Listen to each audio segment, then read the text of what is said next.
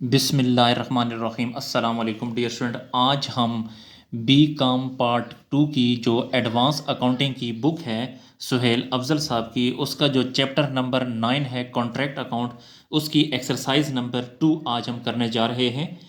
तो exercise number 2 को पढ़ते हैं। पहले एक्सरसाइज नंबर 2 मैं आपको समझा देता हूँ, उसके बाद फिर इसको सॉल्व भी करते हैं। Arsalan Constructions Company Limited have undertaken the constructions of a building for rupees 3,12,500 subject to a retention money of 20%। जी मैं आपको दोबारा पढ़ देता हूँ। Arsalan Construction Company Limited have undertaken the constructions of a building for rupees 3,12,500। जी ये जो Arsalan constructions company है, इनको एक ठेका दिया गया है बिल्डिंग बनाने का, जिसकी प्राइस है 3,12,500। यानी जो ठेका है वो 3,12,500 का है। तो याद रखिएगा कि जो कॉन्ट्रैक्ट प्राइस होती है, ये कॉन्ट्रैक्ट प्राइस है, इसके साथ हमारा कोई ताल्लुक नहीं होता। इसको हम कॉन्ट्रैक्ट अकाउंट में कहीं पर भी नहीं लिखते। Subject to a retention money 20% which will be paid after 6 month of completion of contract. जी 6 माह के बाद जब कॉन्ट्रैक्ट कंप्लीट हो जाएगा तो 20% पैसे रोके जाएंगे। रिटेंशन मनी का मतलब ये है कि 20% पैसे रोके जाएंगे। जी मैं दोबारा बता देता हूँ कि 6 माह के बाद जब कॉन्ट्रैक्ट कंप्लीट हो जाएगा तो 20% पैसे रोके जाएंगे। तो 20% का मतलब ये है कि 80% पेमेंट कर दी जाएगी, यानी 80% कैश रिसीव होगी, क्योंकि 100 में से 20 रोक लेंगे तो बाकी 80 जो है वो पेमेंट कर देंगे। Following details are shown from the books of Arsalan company limited on 31 December 2017। ये कुछ डिटेल्स दी गई हैं।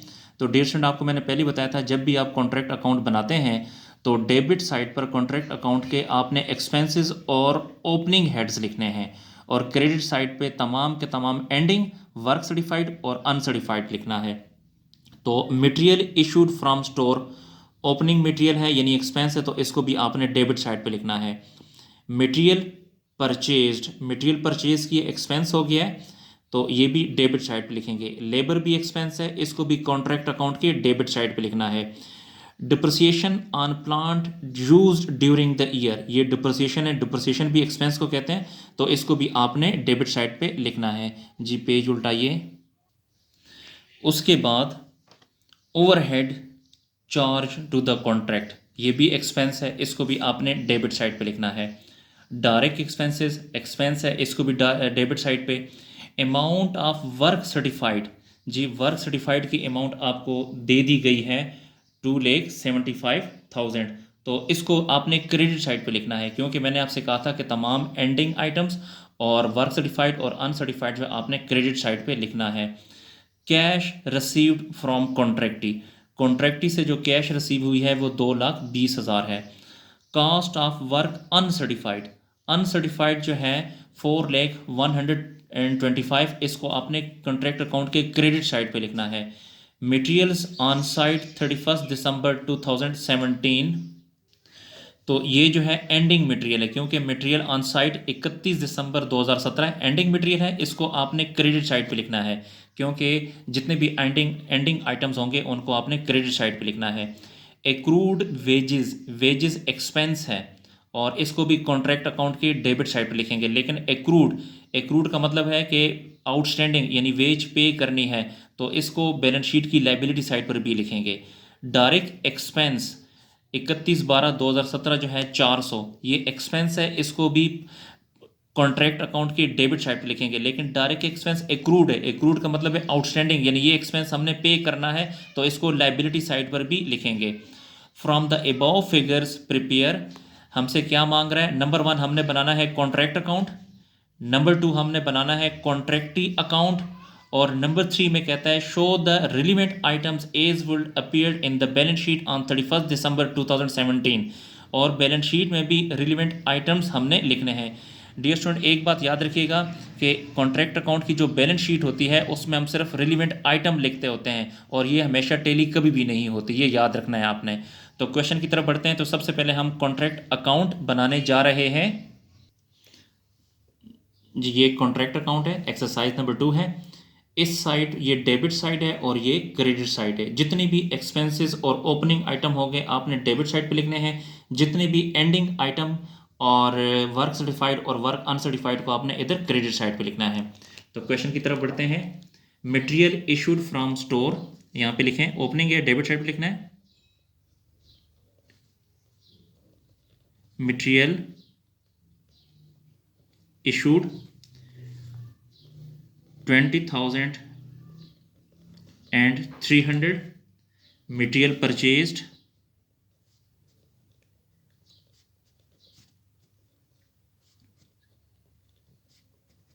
ये भी एक्सपेंस है तो डेबिट साइड पे 105 and 000। उसके बाद जो है लेबर ऑन साइट है, एक्सपेंस है, लेबर ऑन साइट 101,250 जी। उसके बाद है depreciation on plant during the year, depreciation on plant 3025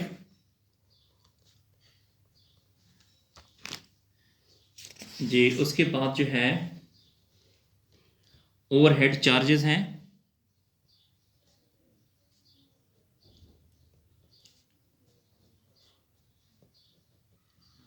overhead charges हैं 9,275,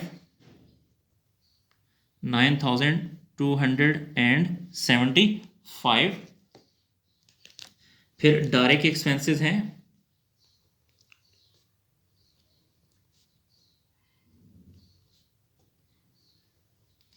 जो डायरेक्ट एक्सपेंसेस हैं 5,750, 5,750। वेजेस एक्रूड है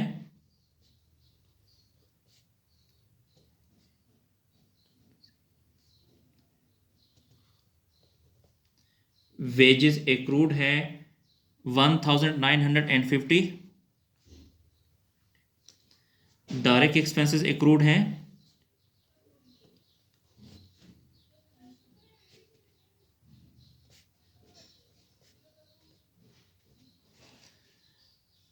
400 जी। उसके बाद वर्क सर्टिफाइड यहाँ पे लिखें क्रेडिट साइड पे, वर्क सर्टिफाइड है 2,75,000 और वर्क अनसर्टिफाइड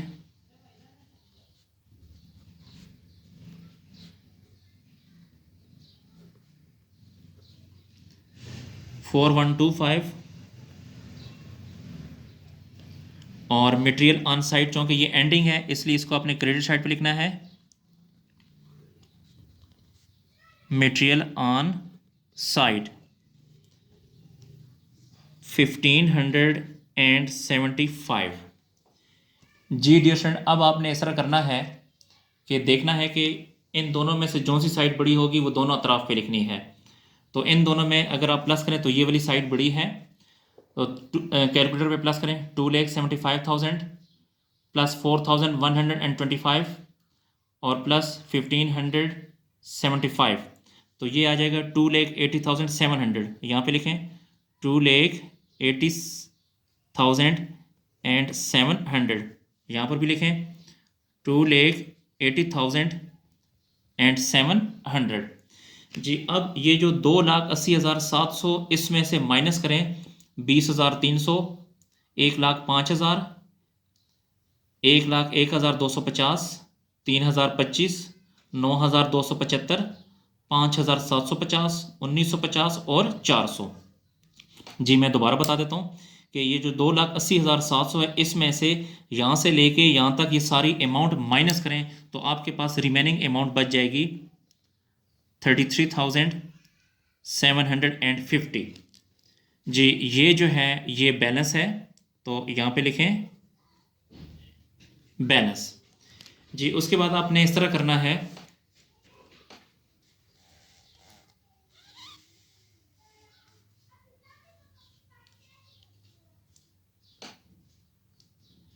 ये जो बैलेंस है 33,750, इसको आपने यहाँ लिखना है।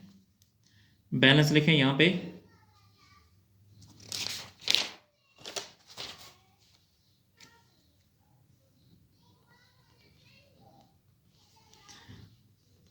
$33,750, इसको यहाँ पर भी लिखें, यहाँ पर भी लिखें 33,750, इसको यहाँ पर भी लिखें।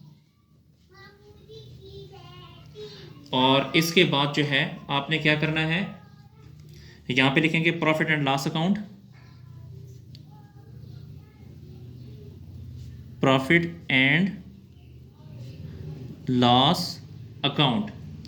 जी, ये जो 33,750 है, इसको यहाँ लिखें। इसका आपने 2/3 लेना है।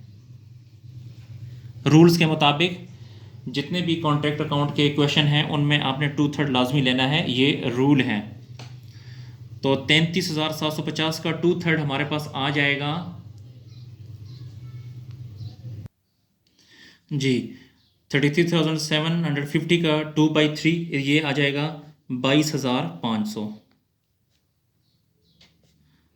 और जो हमें वर्क सर्टिफाइड था वो 80% था, क्योंकि जहाँ से क्वेश्चन शुरू हो रहा है वहाँ पे रिटेंशन मनी 20% था। तो इसका मतलब है 100 में से 20 को माइनस करें तो 80% कैश रिसीव हो गई है। तो 80/100 लें इसका। तो 22,500 को 80 से मल्टीप्लाई करके जो आएगा उसको 100 पे आप डिवाइड करेंगे तो हमारे पास आ जाएगा 18,000। ये जो 18,000 है ये प्रॉफिट है। अब 33,750 में से 18,000 को आप माइनस करें तो हमारे पास जो अमाउंट बच जाएगी वो 15,750। इसे आपने रिजर्व कहना है, रिजर्व। जी, ये जो थी ये हमारी रिक्वायरमेंट ए थी। जी, अब इसकी सेकंड रिक्वायरमेंट करते हैं। तो पहली रिक्वायरमेंट कंप्लीट हो गई। अब इसकी दूसरी रिक्वायरमेंट है कॉन्ट्रैक्टी अकाउंट हमने बनाना है। तो कॉन्ट्रैक्टी अकाउंट, जी कॉन्ट्रैक्टी अकाउंट में अगर मैं आपको बताऊं तो यहाँ पे अगर आप देखें इस क्वेश्चन में, तो यहाँ पे लिखा हुआ है cash received from contractee 2,20,000। Cash received from contractee 2,20,000। तो इसकी पहले मैं आपको एक रफ सी जनरल एंट्री करके देता हूँ। देखें, कैश रिसीव हुआ है कॉन्ट्रैक्टी से, इसकी जनरल एंट्री क्या है, जो चीज़ आएगी वो डेबिट, यानी कैश को डेबिट करें, कैश अकाउंट डेबिट। और ये कैश कहाँ से आया, कॉन्ट्रैक्टी से। कॉन्ट्रैक्टी से कितना, 2,20,000। तो 2,20,000 डेबिट और 2,20,000 क्रेडिट हो जाएगा। जी, अब इसमें हमने कॉन्ट्रैक्टी अकाउंट बनाना है। तो देखिए ये कॉन्ट्रैक्टी है, कॉन्ट्रैक्टी क्रेडिट है, तो ये क्रेडिट है, यहाँ पे लिखें 2,20,000।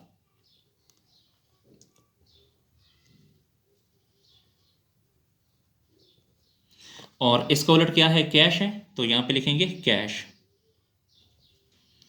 Cash account. जी, बस सिर्फ हमने कॉन्ट्रैक्टी अकाउंट ही बनाना था।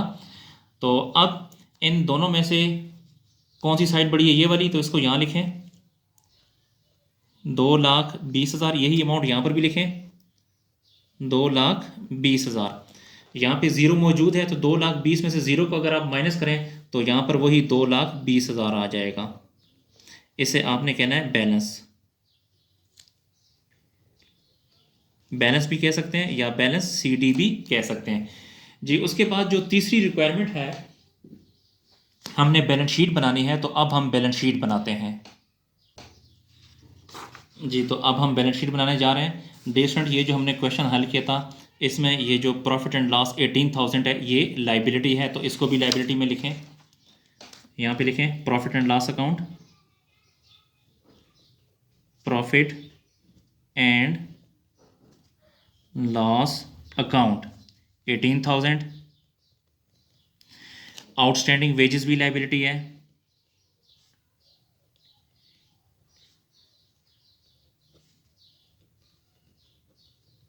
आउटस्टैंडिंग वेजेस है 1,950। इसके अलावा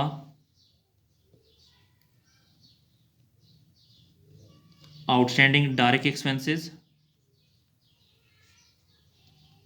ये भी लाइबिलिटी है, 400 यहाँ पे लिखेंगे। ये 3 लाइबिलिटी थी। अब हम एसेट साइड पर आते हैं। तो एसेट्स में जो वर्क सर्टिफाइड होता है ये यहाँ लिखें, वर्क सर्टिफाइड, वो है 2,75,000। इसके साथ आपने प्लस करना है वर्क अनसर्टिफाइड, अनसर्टिफाइड 4,125। इन दोनों को आपने ऐड करने तो ये आ जाएगा 279,125। इसमें से आपने लेस करना है प्रॉफिट।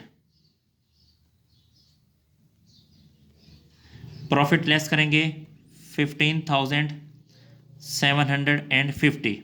जी जो प्रॉफिट आया था उसको आपने लेस करना है। जी मैं आपको बता देता हूँ, ये जो रिज़र्व आया था ना इस क्वेश्चन में जो हमने हल किया था, ये रिज़र्व 15,750, इसको आप प्रॉफिट भी कह सकते हैं, रिज़र्व भी कह सकते हैं। तो ब्रैकेट में रिज़र्व लिख देते हैं, फिर इसको अंडरलाइन करेंगे। तो इसमें से ये अमाउंट जब माइनस करेंगे तो ये आ जाएगा 2,63,375। और इसमें से लेस करना है cash received.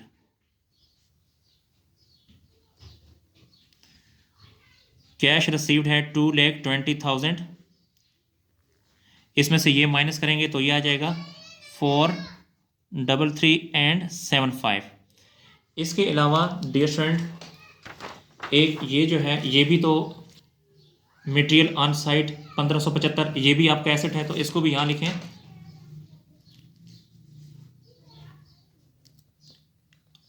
Material on site या मटेरियल ऑन हैंड भी से कह सकते हैं 1575।